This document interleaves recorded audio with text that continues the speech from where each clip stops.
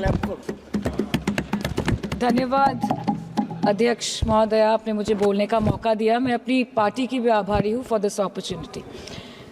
Madam, supplementary demand for grants is a constitutional pre-arrangement, and I agree that it should definitely not be objected. But it also raises the question as to why does the government need further allocation when it has not been able to spend what it already has. In financial year 24, government's final consumption expenditure was 14%, but it decreased to 4.4% in financial year 25 second quarter. This means that the government has spent much less this year as compared to last year. In the first quarter of 24-25, government spending was 4.15 lakh crore, and many cited model code of conduct a reason for spending less. But in the second quarter, it further decreased to 4.1 lakh crore. Madam, to my simple understanding, this grant is being demanded from the exchequer, but this is the money which is collected from the people, and it is meant to be spent for the people. Since Professor Shougata Rai has already spoken about the technical aspect, today I choose to speak on what this government has delivered to the people of this country, the utilization of resources in departments it's seeking additional grants for, and also its complex relationship with the state of West Bengal. Sir, इनके bulldozer के चलते madam Bharat के लोग सवाल पूछना भूल गए, और भारत की जनता आजकल इतनी भूखी है कि खाने को धोखा भी खा लेती है। मैडम, भारत में एक मिडिल क्लास जो एक साल पहले एक वेजिटेरियन थाली 100 रुपए में खाता था, आज वही वेजिटेरियन थाली 152 रुपए की हो गई। टमाटर की कीमत 247% बढ़ गई, आलू की कीमत 180%, लहसुन 128% और तेल, नमक, आटा, मैदा 18%। पहले आम आदमी पॉकेट में पैसा लेके बाजार जाता था और थैली भरकर सामान लाता था, लेकिन अमृतकाल में आदमी थैली भरकर पैसा लेके जाता है और पॉकेट में आलू, टमाटर, प्याज लेके घर वापस आता है। सर, माननीय वित्त मंत्री ने पहले कहा था कि बहुत हो गई महंगाई की मार, अब की बार मोदी सरकार, और आज उनके विचार में inflation is an international problem, महंगाई एक अंतरराष्ट्रीय समस्या है। तो विश्व गुरु, विश्व बंधु इस अंतरराष्ट्रीय समस्या का समाधान क्यों नहीं कर पा रहे हैं? Ma'am, 74% of Indians are unable to afford a healthy diet. The household savings have plunged to a 50-year low. Around 48% of the households in this country are facing a financial crisis क्योंकि उनका खर्चा उनकी कमाई से ज़्यादा है. The economic inequality in India is a 100-year high. The country's GDP growth rate for the second quarter 24-25 decreased to 5.4%, which is the lowest in 2 years. The government's total debt has reached a staggering 176 lakh crore, and the total debt is expected to soar up to 185 lakh crore by the end of the financial year. आज आपके उधार की वजह से हर हिंदुस्तानी पर 1.25 लाख का बोझ चढ़ गया, और आप उनकी मजबूरी को अपनी ताकत समझते हैं। बंगाल में ऑल इंडिया तृणमूल कांग्रेस की प्रदेश युवा अध्यक्ष होने के नाते मुझे हर दिन कई नौजवानों से बात करनी पड़ती है। वो मुझे ये पूछते हैं कि मोदी जी ने हर साल 2 करोड़ नौकरी का वादा किया था, अर्थात 10 साल में 20 करोड़ नौकरी।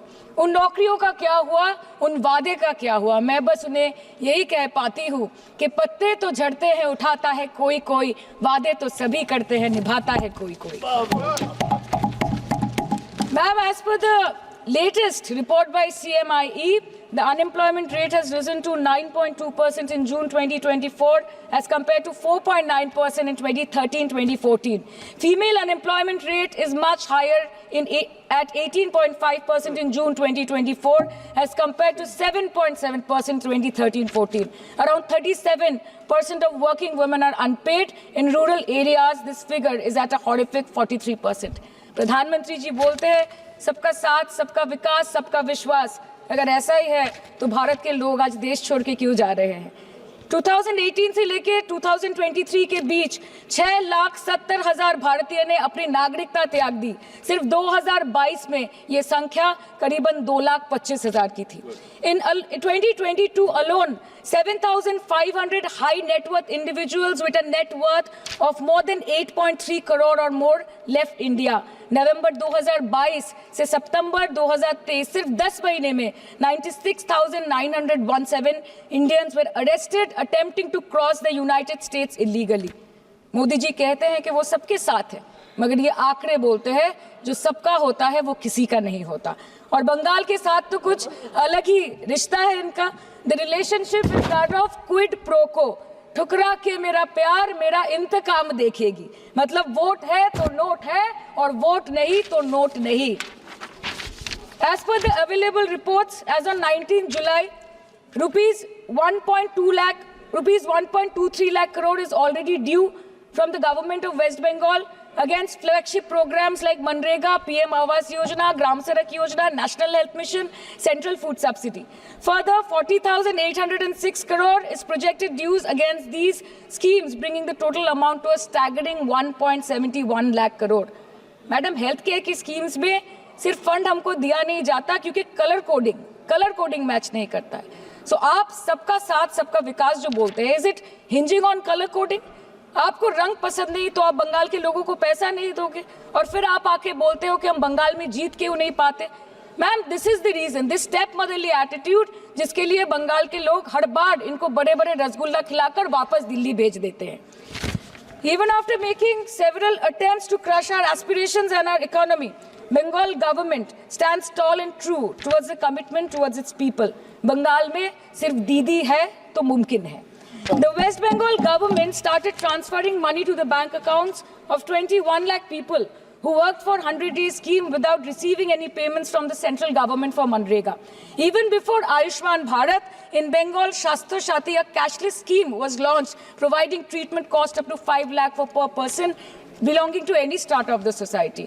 आज कलकत्ता के किसी आलिशान प्राइवेट हॉस्पिटल में जहाँ पे एक अमीर आदमी की चिकित्सा होती है, वही बगल वाले बेड में एक गरीब मजदूर, एक गरीब किसान की भी ट्रीटमेंट होती है। यही है ममता बनर्जी का विकास।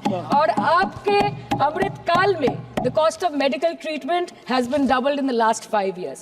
आप फार्मास्यूटिकल्स के सर आरजीकर पे बात ना बोले, आपकी सीबीआई पे अभी तक कुछ बोल नहीं पाए। हम लोगों ने जो हमारी पुलिस ने जो बोला था, they are still sticking to that. So उसके बारे में मत बात करें, ठीक है? आप उत्तर प्रदेश के बारे में बात करें ना sir. Sir, medical inflation is at 14%। Regularly लिए जाने वाले दवाइयों की कीमत 50% बढ़ गई। आप सिविल एविएशन के लिए ग्रांट्स मांग रहे हैं। एक डोमेस्टिक फ्लाइट, उसकी राउंड ट्रिप की टिकट 20 से 30 हजार में बिक रही है। आम आदमी आज हवाई चप्पल पहन के हवाई जहाज नहीं चल रहा, आम आदमी हवाई चप्पल बेच के हवाई जहाज चल रहा है। You are demanding funds for education but conveniently ignoring the fact that 11 lakh children have dropped out of school according to your own data. आज भारत में सिर्फ 47.51% स्कूलों के पास कंप्यूटर की फैसिलिटीज है और उसमें 33% के पास internet connection. In law and justice, you are not been able to provide legal aid to more than 1% of the eligible population. In public enterprises, 5.1 lakh public sector jobs have disappeared in the last 10 years. Railway में करीबन 2.5 lakh post बाकी हैं और उसमें से vacancy है in critical safety categories. नए भारत में आजकल ट्रेन पटरी के ऊपर कम और पटरी के बाहर ज्यादा चलती है। मुझे दुख लगता है इस सदन में ये कहते हुए मैडम कि मैंने अपने लोकसभा क्षेत्र जादवपुर लोकसभा क्षेत्र के लिए एक बारुईपुर कोबी सुभाष मेट्रो एक्सटेंशन की मांग की थी। मुझे डिपार्टमेंट से ये चिट्ठी मिली जिसमें उन्होंने लिखा है that this project is not economically viable and this project is unremunerative. तो आपको अगर सब जगह से पैसा चाहिए तो मुझे ये बात समझ में नहीं आती कि लोग खुद के लिए आपको वोट देते हैं कि आपके फायदे के लिए वोट देते हैं। मैं आपको इतना ही बोलना चाहती हूँ, दिस वाज द रीजन अपने प्रॉफिट के लिए आज इन्होंने सीनियर सिटीजन का कंसेशन भी बंद कर दिया और सीना ठोक के ये बोलते हैं कि 2022-23 अर्थवर्ष में हमने 15 करोड़ वरिष्ठ नागरिक से 2242 करोड़ कमाए। धन्यवाद माननीय सदस्य। मैं 2 बात और बोल के खत्म कर दूंगी कि लोकसभा पे खर्च करके क्या फायदा मैडम, जब यहाँ पे विपक्ष को बोलने का अधिकार ही ना हो। लोकसभा के लिए भी तो ग्रांट मांगा है ना मैम। और अभी सर बोल रहे थे कि बेटी बचाओ बेटी पढ़ाओ तो 10 साल पहले मोदी जी ने लॉन्च किया था, लेकिन उसके 80% पैसे सिर्फ पब्लिसिटी और मार्केटिंग और एडवर्टाइजमेंट में खर्च कर दिए। आपके उत्तर प्रदेश, मध्य प्रदेश, राजस्थान में ना बेटी को पढ़ा पा रहे और ना बेटी को बचा पा रहे। बंगाल आए और देखिए कि ममता बनर्जी ने विधानसभा में अपराजिता एक्ट में बिल पास किया है, कन्याश्री किया है।